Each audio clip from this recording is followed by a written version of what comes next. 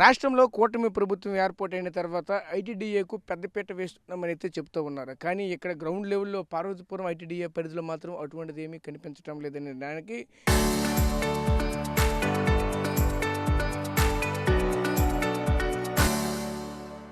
ఈరోజు ఇక్కడ హాస్టల్స్‌లో ఉన్నటువంటి నిర్వహణ కనిపిస్తూ ఉన్నది. హాస్టల్‌లో కూటమి ప్రభుత్వం ఏర్పాటైన తర్వాత అయితే ఒకటే చెప్పారు.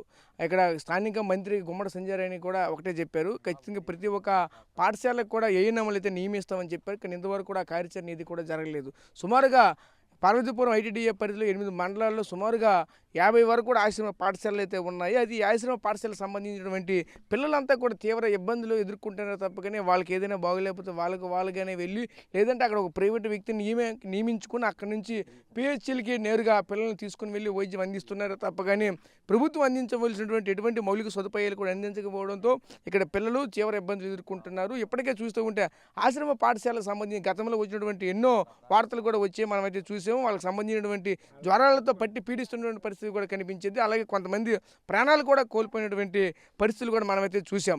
కానీ నేడు ఇంకా అదే కానీ కొనసాగుతూనే ఉంది. ఈ ఏడాది చూస్తే కొత్తగా అకాడమిక్ ఇయర్ అయితే ప్రారంభమైంది. కానీ ఇప్పటికి కూడా ప్రభుత్వం నియామకం చేయవలసినటువంటి ఏదైతే సంబంధించినటువంటి వీళ్ళకి సంబంధించినటువంటి అది వైద్యపరంగా కావాల్సినటువంటి ఎటువంటి సదుపాయాలు కూడా కల్పించకపోవడంతో ఆ పిల్లలు అలాగే ఆ పిల్లల్ని జాయిన్ చేసినటువంటి తల్లిదండ్రులు కూడా వచ్చి మరింత తీవ్రంగా ఇబ్బందులు ఎదుర్కొంటున్నారు. ఎందుకంటే పిల్లవాడికి బాగోలేదని తెలియగానే వెంటనే ఎందుకంటే గతంలో చూసాం ఆశ్రమ పాఠశాల అనగానే పిల్లవాడికి బాగోలేకపోతే ఇంటికి వెళ్ళిన తర్వాత కూడా పచ్చకామలతో తీవ్ర అవస్థలు పడుతూ ప్రాణాలు కోల్పోయినటువంటి పరిస్థితులు అయితే మనం చూసాం. అటువంటివి మళ్ళీ జరగకుండా ఉండాలని ఆ యొక్క తల్లిదండ్రులు కూడా పరుగున వచ్చి ఆ పిల్లల్ని మళ్ళీ ఇంటికి తీసుకుని నాణ్యమైన వైద్యాన్ని అందించే విధంగా ఒకవైపు అయితే వాళ్ళు చూస్తూ ఉన్నారు. కానీ ఈరోజు చూస్తూ ఉంటే ఆ పరిస్థితులు అయితే మాత్రం ఇక్కడ కనిపించట్లేదు. కొత్తగా అకాడమిక్ ఇయర్ ప్రారంభమైనప్పటికీ ఎటువంటి సదుపాయాలు కూడా కల్పించడం లేదంటూ ఆవేదన వ్యక్తం చేస్తున్నారు. అయితే దీనిపైన ప్రతిసారి కూడా మానిటరింగ్ చేస్తూ ఏం జరుగుతుందంటూ కూడా ఉన్నటువంటి వ్యక్తి కూడా మనతో పాటు ఆయనతో మాట్లాడే ప్రయత్నం చేద్దాం. చెప్పండి, ఎలా చూడాలి ఏంటి ప్రస్తుత రోజుల్లో? గతంలో చూసుకుంటే ప్రతి ఒక్క పాఠశాలకు కూడా ఖచ్చితంగా ఒక ఏఎన్ఎంని ఇస్తామని చెప్పారు. దానికి సంబంధించి ఎటువంటి కార్యాచరణ లేదు. గతంలో చూస్తూ ఉంటే ఈ ఆశ్రమ పాఠశాలకు సంబంధించి కురుపం కావచ్చు ఆ పరివాహక ప్రాంతాల్లో కూడా కొన్ని సందర్భాల్లో కొంతమంది పిల్లలు కూడా ప్రాణాలు కూడా కోల్పోయినటువంటి పరిస్థితులు చూసాం. పచ్చకామరులతో అక్కడ వాటర్ పొల్యూట్ కావచ్చు, ఫుడ్ పొల్యూట్ కావచ్చు, ఏదో ఎనీవన్ కానీ సరైనటువంటి వైద్య సదుపాయం అందరికీ ఇటువంటి కార్యక్రమాలు జరిగాయి. దీన్ని ఎలా చూడాలి ఏంటి? ఇప్పటికి కూడా ప్రభుత్వం ఇంత నిర్లక్ష్యంగా వ్యవహరిస్తుంది. దీన్ని ఎలా చూడాలి? ఈరోజు పార్వతీపురం ఐటీడీఏ పరిధిలో సుమారు 54 గిరిజన ఆశ్రమ బాలికల ఆశ్రమ పాఠశాల వరకు ఉన్నాయి. ఈ ఆశ్రమ పాఠశాలలో గిరిజనులు చాలామంది గిరిజన విద్యార్థులు మొత్తం గిరిజన విద్యార్థులు చదువుతున్న పరిస్థితి ఉంది. ఈరోజు గిరిజన విద్యార్థులు ఈ సంవత్సరం పాటు చూస్తే సుమారు 14 మంది చనిపోయారండి.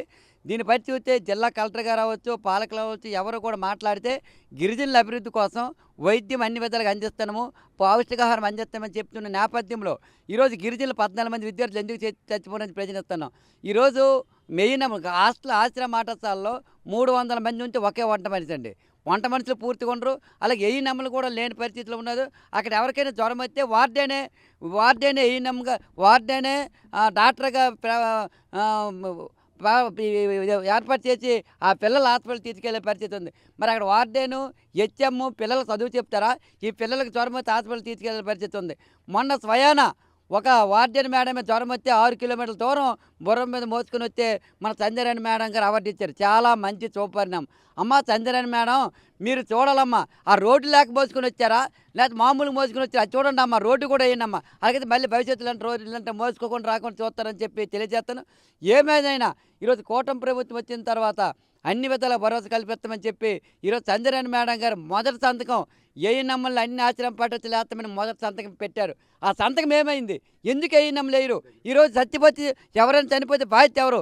ఈరోజు విద్యార్థులు చనిపోతుంటే, గిరిజన విద్యార్థులు చనిపోతుంటే ఈరోజు అందరూ అధికారులు వెళ్తాండ్రు, వాళ్ళ ఇంటికి వెళ్తాండ్రు, వాళ్ళకి వెళ్ళి అమ్మ తల్లిదండ్రులకి భరోసా ఇచ్చి వచ్చేస్తాండ్రు, అన్ని చూస్తామని ఏడు చూస్తారు చచ్చిపోయిన తర్వాత.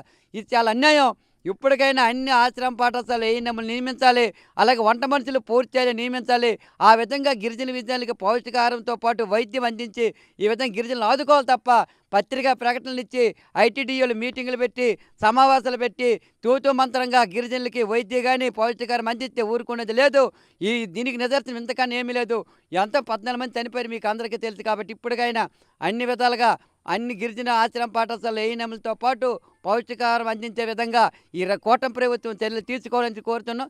లేని యెడల భవిష్యత్తులో ఎవరైతే గిరిజన విద్యార్థులు ఆ విద్యార్థులందరితో కలిసి పెద్ద ఎత్తున ఆందోళన చేస్తామని చెప్పి ఈ సందర్భంగా కూటమి ప్రభుత్వానికి హెచ్చరిస్తున్నాం. సో చూసాం కదా, ఒకవైపు ఏదైతే ఇక్కడ కూటమి ప్రభుత్వం ఏర్పాటైన తర్వాత మొదటి సంతకం అయితే స్థానికంగా ఉన్నటువంటి మంత్రి, గిరిజన శాఖకు సంబంధించిన మంత్రి ఈరోజు కొత్తగా ఏఎన్ఎంల నియామకం పైన అయితే సంతకం అయితే పెట్టారు. కానీ ఇంతవరకు కూడా ఆ సంతకం ఏమైందంటే కూడా ప్రశ్నిస్తూ ఉన్నారు.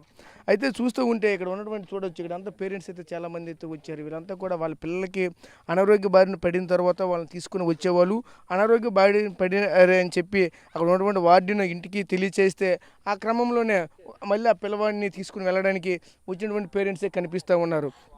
ప్రస్తుతం వాళ్ళని అడుగుతూ ఉంటే వాళ్ళు కూడా ఈరోజు మీడియాతో మాట్లాడలేని పరిస్థితి.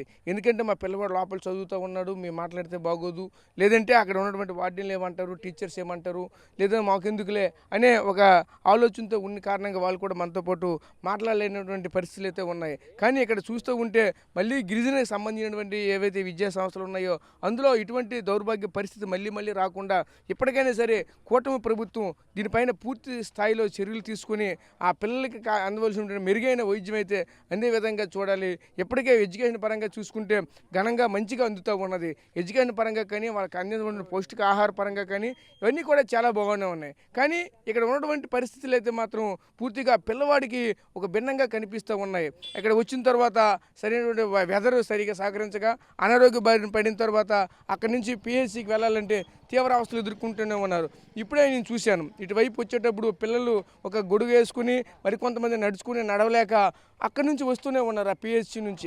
అంత దౌర్భాగ్య పరిస్థితులు అయితే ఏర్పడుతూ ఉన్నాయి. ఇటువంటి సందర్భంలో ఇక్కడే ఒక వెహికల్ ఏర్పాటు చేసి ఆ వెహికల్తో పిల్లలు తీసుకుని వెళ్ళేటట్లు అటువంటి ఏర్పాట్లు కూడా చేస్తే మరింత పిల్లలకు ఉపయోగకరంగా ఉండే అవకాశాలు కూడా కనిపిస్తూ ఉన్నాయి. దీనిపైన ప్రభుత్వ పెద్దలు ఎటువంటి నిర్ణయం తీసుకుంటారనేది కూడా వేచి చూడాలి.